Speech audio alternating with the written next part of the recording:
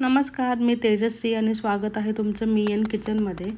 तर आप्पे बनवायचं म्हटलं की एक दिवस अगोदरच तयार करावी लागते. तर आता असं न करता फक्त 10 मिनटात झटपट असे ज्वारीच्या पिठाचे आप्पे बनवा.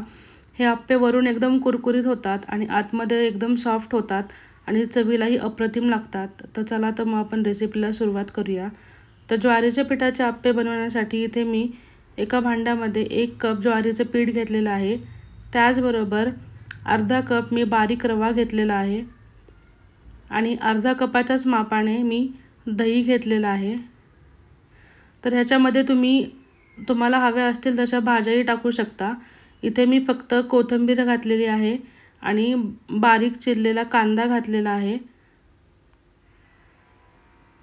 तर भाज्या वगैरे टाकून झालं की मग त्याच्यामध्ये आपल्याला सुके मसाले घालायचे आहेत.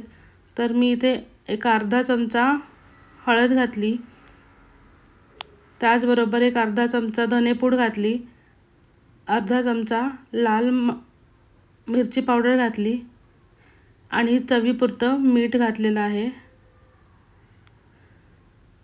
तर आता सगळ्यात आपल्याला हे जे पीठ आहे ते व्यवस्थित मिक्स करून घ्यायचं आणि पीठ मिक्स करून झालं की मी थोडं थोडं करत पाणी घालायचं. तर इथे मला एक अर्धा कप पाणी लागलेलं आहे.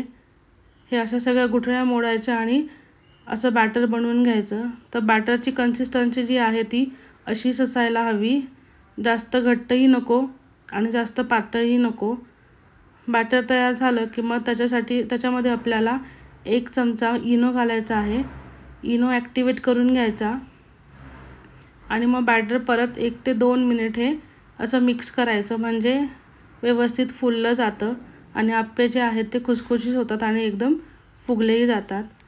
तर इथे मी आप्पे पात्रामध्ये तेल टाकून घेतलं आणि आप्प्यांची अजून चव वाढावी म्हणून मी इथे तीळ घातलेलं आहे. तर तीळ हे एकदम ऑप्शनल आहे, तुम्हाला आवडत नसेल तर स्किप केलं तरी चालेल.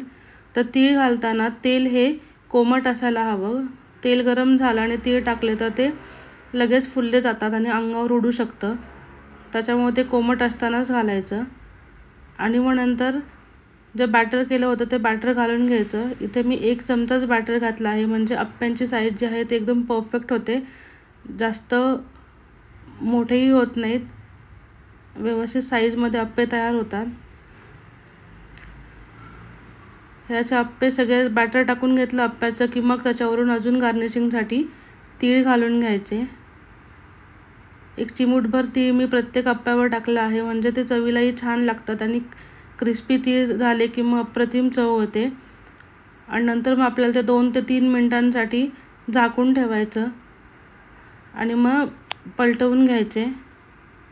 तर बघू शकता हे लगेच निघाले जातात आणि एकदम कुरकुरीत असे भाजलेही गेलेले आहेत.